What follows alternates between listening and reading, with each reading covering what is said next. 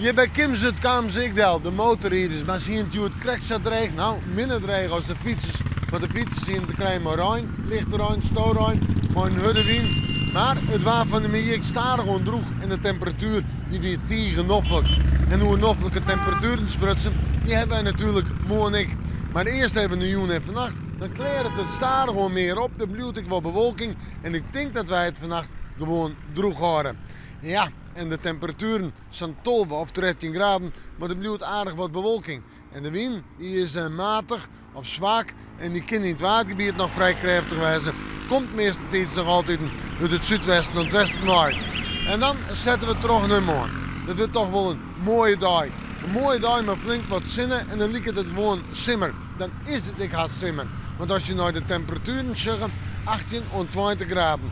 En als je door de wind gaat, west-noordwest en die is zwak of matig. Ja, die matige wind, vooral dan nog in het kustgebied. We zetten terug naar de orendagen. Baasje, nog een warme dag maar 20 of 21 graden en staat nou lekker droog waar. Toen is je stevige buien hier, maar zo'n 19 of 20 graden, misschien nog 21 opplakken. En op vrijdag hebben we zo'n 19 graden en we hebben het vrijdag door pittige buien. En hoe die buien sprutsen, die zetten in het weekend terug. En van Tongensje, rondom het weekend, kunnen wel eens 50 en 60 mm vallen. En dan is deze mannen tegenweerd. We maken hem weer even in het waarsje.